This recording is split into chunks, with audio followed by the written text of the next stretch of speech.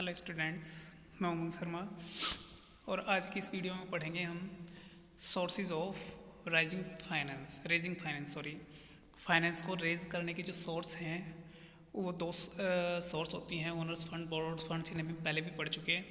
आज हम owner's fund की सोर्स को पढ़ेंगे, किन किन सोर्स से आप ओनर्स फंड को बिजनेस को प्रोवाइड करा सकते हैं। उसमें जो आज की इस वीडियो में पढ़ेंगे हम वो पढ़ेंगे इक्विटी शेयर्स को। देखो बेटे, अगर मैं बात करूं शेयर्स की तो इश्यू ऑफ शेयर्स, इसे हम पढ़ेंगे इस वीडियो में। ओनर्स फंड की एक long term source of finance है। सबसे पहले देखो बेटे, हम समझते क्या हैं, हम समझेंगे कि शेयर होता क्या है। देखो बेटे आपको ध्यान ही रखना है, सपोज किसी फर्म की जो कैपिटल है वो 50,000 की है, तो कंपनी करती क्या है कि अपनी इस कैपिटल को छोटे छोटे टुकड़ों में डिवाइड कर देती है। ध्यान से देखेंगे, कंपनी ने जो थे इस 50,000 की कैपिटल के 5,000 टुकड़े कर दिए और एक टुकड़े का रेट उसने रखा 10 रुपये का। तो ये जो 5,000 टुकड़े छोटे छोटे यूनिट्स में जो कंपनी ने अपनी कैपिटल को डिवाइड किया है इन 5,000 यूनिट्स में, इस एक यूनिट को, एक टुकड़े को हम बोलेंगे शेयर। और ये जो 10 रुपये एक टुकड़े का रेट है, ये हो गया प्राइस ऑफ शेयर, जिसे आप अमाउंट में शो करते हैं। आई बात समझें? देखो अभी से हम पढ़ेंगे, share is the smallest unit in which owners capital of the company is divided. Owner जो है अपनी कैपिटल को जिस छोटी छोटी यूनिट में डिवाइड करता है उसे हम बोलते हैं share. A share is the interest of the shareholder in the company measured by a sum of money for the purpose of liability and interest। ये देखो इसने क्या कहा है कि जो शेयर होता है वो जो शेयर होल्डर है जो उसे खरीदता है कंपनी के अंदर, उसका एक इंटरेस्ट के तरीके से काम करता है, जिससे वो जो है ना जिसके थ्रू वो पता लगा सकता है कि उसके कंपनी का कितने परसेंट का वो हिस्सेदार है, कितना परसेंट उसे जो है ना उसके ऊपर रिटर्न मिलने वाला है। A share may also defined as a unit of measure of share holders interest in a company. A share may also defined as a unit of measure. देखो इसने क्या कहा है कि शेयर होल्डर्स का कंपनी के अंदर कितना इंटरेस्ट है, ठीक है ना, इस चीज़ को मेजर करने के लिए भी शेयर का हम यूज कर सकते हैं। आगे बात समझें। अगर बात करें शेयर की, तो शेयर होते हैं दो तरीके के कंपनी एक्ट के अकॉर्डिंग। पहला हो गया आपका इक्विटी शेयर, दूसरा हो गया आपका प्रेफरेंशियल शेयर। देखो ध्यान से समझो बेटे, यहाँ पे हम इक्विटी शेयर को समझेंगे। इसके अंदर इक्विटी शेयर होता क्या है, देखो इक्विटी शेयर की सबसे पहले हम डेफिनेशन देखेंगे। इक्विटी शेयर्स मीन्स स्मॉलेस्ट, सबसे पहले हम शेयर देख रहे हैं। Share means smallest unit in which share capital of a company is divided and includes stock. देखो इसने क्या लिखा है कि शेयर जो है कंपनी की जो कैपिटल होती है उसे छोटी छोटी यूनिट में डिवाइड किया हुआ होता है, उसे एक इंडिविजुअल यूनिट को हम बोलते हैं एक शेयर, ठीक है ना। Equity share is a common security issued under permanent of और owners fund capital. Equity share क्या होती है, एक कॉमन सिक्योरिटी है जो लगभग हर एक कंपनी इश्यू करती है। परमानेंट कैपिटल का एक पार्ट या ओनर्स कैपिटल का एक पार्ट माना जाता है, ठीक है ना।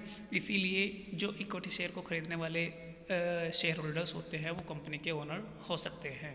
Equity share are the most important source of raising long term finance. Long term finance को रेज करने की सबसे जो कॉमन सोर्स है, इंपॉर्टेंट सोर्स है, वो इक्विटी शेयर है। The equity shares are those shares which do not carry any special or preferential right in the payment of annual dividend or repayment of capital। Equity share holders की अगर हम बात करें तो equity share holders वे होते हैं जिनके पास कोई भी स्पेशल ऐसा राइट नहीं होता है, प्रेफरेंशियल राइट नहीं होता कि वो सबसे पहले हर साल डिविडेंड पा सकें या कंपनी का की जो कैपिटल है उसमें रिपेमेंट जो है पहले ले सकें। पहले जो पेमेंट किया जाता है वो प्रेफरेंशियल का पेमेंट किया जाएगा। At the time of finding up also capital of equity share is return only after even claim has been settled. इसने कहा है कि जब कंपनी आप वाइंडिंग अप करते हैं, वाइंडिंग अप करने का मतलब कि कंपनी को बंद करना, तो उस टाइम में भी जब आप अपने सारे जो भी क्लेम्स होते हैं उन्हें सेटल कर चुके होते हैं, उसके बाद ही इक्विटी शेयर पेमेंट पा सकते हैं। Prior to the year 2000, the company were allowed to issue equity shares with capital right only. इसने लिखा है कि 2000 से पहले जो इक्विटी शेयर इश्यू किए जाते थे with equal right only.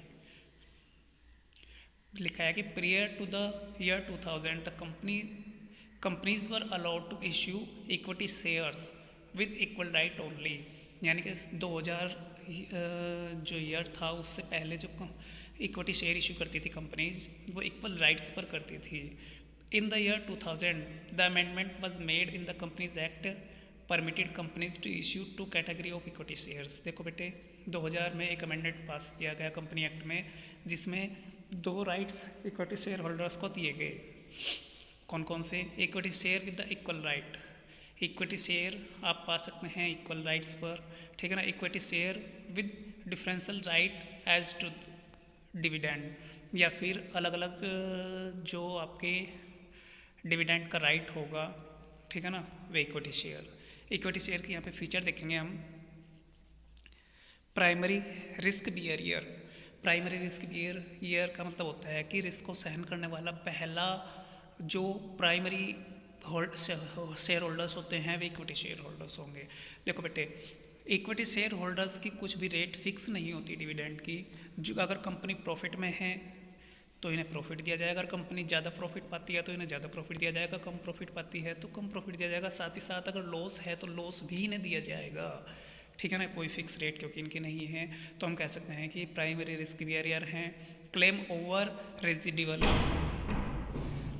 The equity share holder have claim over the left over income of the company only. देखो ध्यान ये रखेंगे, अगर मैंने कंपनी के अंदर 5 लाख रुपए इन्वेस्ट किए, देखो ध्यान से समझेंगे, 5 लाख रुपए मैं इन्वेस्ट कर चुका कंपनी के अंदर, लेकिन हुआ क्या कि हर साल हिस्से में लगभग 50,000 रुपये का प्रॉफिट लॉस आ रहा है मेरे, ठीक है ना। इसी तरीके से प्रॉफिट मेरा जो था ना लगभग 3 साल तक मेरे हिस्से में आया, लॉस हो चुका मेरा 1,50,000 का। ऐसी कंडीशन में 5 लाख में से 1,50,000 लॉस कट करने के बाद ही जो बैलेंस बचता है मेरा 3,50,000 का, अगर इक्विटी शेयर होल्डर्स कंपनी के ऊपर क्लेम करता है तो वो केवल और केवल इसी अमाउंट के लिए क्लेम कर सकता है, ना कि अपनी इस अमाउंट के लिए। आई बात समझ में? तो इसने लिखा कि जो आपकी लेफ्ट इनकम अमाउंट बची हुई है उसी के ऊपर आप क्लेम कर सकते हैं। Basis for loan. Equity share capital is the basis on which loan can be raised. Equity share capital एक वो कैपिटल है जिसके ऊपर आप जो है ना, जिसके बेस पर आप लोन भी ले सकते हैं। The amount of equity share capital adds to the creditability of the company. Company की जो क्रेडिटबिलिटी है, उधारने की जो क्षमता है, उसे बढ़ाने का काम इक्विटी शेयर करते हैं। Control. Equity share holder have the control over the activities of the company. Company की जितनी भी एक्टिविटीज़ होंगी उनके ऊपर इक्विटी शेयर होल्डर्स का जो है ना पूरा कंट्रोल होगा। The equity share holder have voting rights. उनके वोटिंग राइट्स उनके पास होंगे। Equity share holders cast vote to select the board of directors who control and manage the affairs of the company. तो ध्यान ये रखना है कि वे वोटिंग कर सकते हैं बोर्ड्स ऑफ डायरेक्टर का सिलेक्शन करने के लिए। जो बोर्ड्स ऑफ डायरेक्टर जो है ना कंट्रोल और मैनेज करेगा कंपनी को। Higher profit. The rate of interest for debenture holder and the rate of dividend of preferential share holder are fix. अगर हम बात करें डिबेंचर होल्डर्स की, जो कंपनी के क्रेडिटर्स होते हैं, जो प्रेफरेंशियल शेयर होल्डर्स हो गए, उनकी रेट फिक्स होती है, लेकिन इनकी रेट फिक्स नहीं होती। अगर उन्हें आपने 10% की रेट से प्रॉमिस किया हुआ है पेमेंट करने के लिए तो आप उन्हें 10% करेंगे, लेकिन अगर आपको 50%, 60%